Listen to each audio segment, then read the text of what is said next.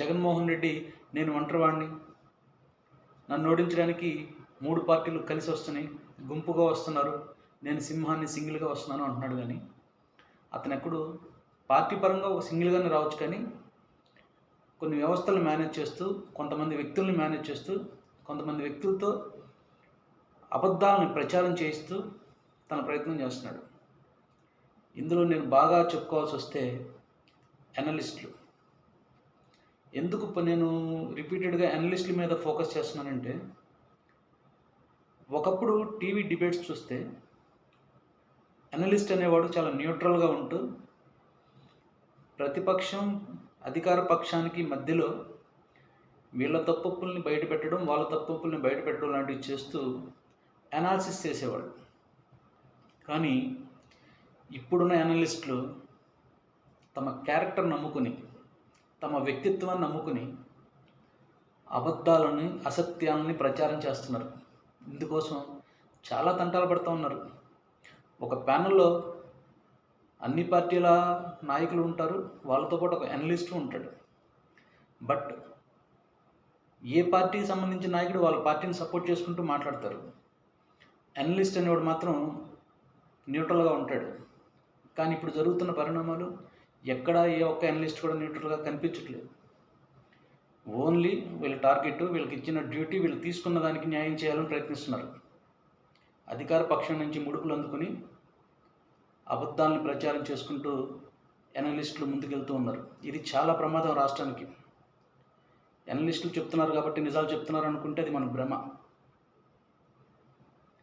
నేను బాగా అబ్జర్వ్ చేసిన అనలిస్టుల్లో కేఎస్ ప్రసాద్ గారు ఒకళ్ళు, ఆ తర్వాత ఉన్నారు కొద్దిమంది పేర్లు.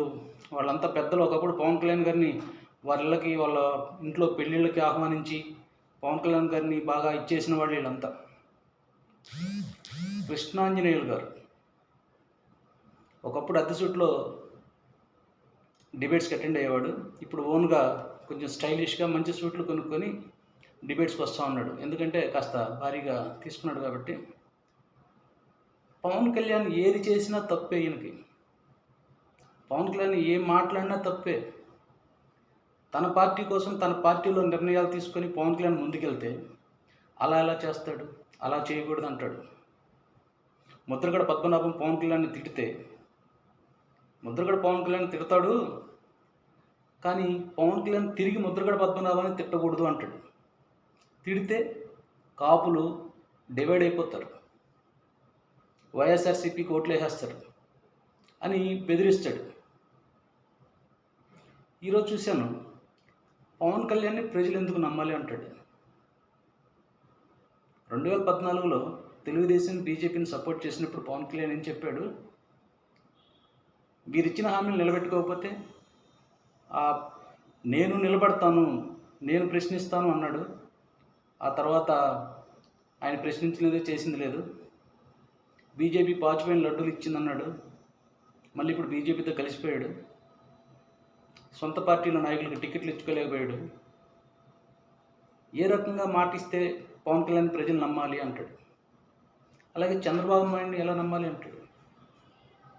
మరి వీళ్ళని ఎవరు నమ్మకుండా ప్రజలు ఎవరిని నమ్మాలి అంటే జగన్ నమ్మాలంటాడు. 5 సంవత్సరాలు రాష్ట్రాన్ని సర్వనాశనం చేసిన జగన్ను ప్రజలు ఎందుకు నమ్మాలి, ఎలా నమ్మాలి?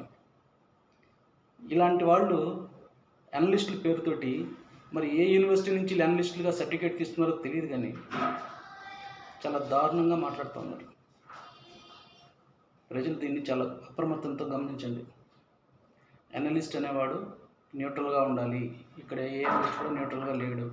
కాబట్టి రాబోయే ఎలక్షన్స్లో ఈ సన్నాసులు చెప్పే సన్నాసి మాటలు నమ్మకుండా మీరంతా తప్పనిసరిగా న్యాయం ఎటువైపు ఉంది, రాష్ట్ర భవిష్యత్తు ఎవరి వల్ల జరుగుతుందన్న దాని మీద దృష్టి పెట్టి ఎట్టి పరిస్థితుల్లో కూడా తెలుగుదేశం, బీజేపీ, జనసేన పార్టీని గెలిపించుకోవాలని చెప్పని నా భావన. ఒకసారి పరిశీలించండి, ఎవరు చెప్తున్నది అబద్ధం, ఎవరు చెప్తున్నది నిజం. కళ్ళ ముందు కనిపిస్తున్న అబద్ధాన్ని, నిజాలను అబద్ధాలు చేస్తున్నారు వీళ్ళు. ఒక అబద్ధాన్ని 100 సార్లు చెప్పడం వల్ల నిజమవుతుందన్న ఫీలింగ్ వీళ్ళది. వీళ్ళు అదే నమ్మి ఎలక్షన్స్లో ముందుకెళ్తూ ఉన్నారు. దయచేసి అవాస్తవాలను గ్రహించండి, వాస్తవాలకి ఓటేయండి.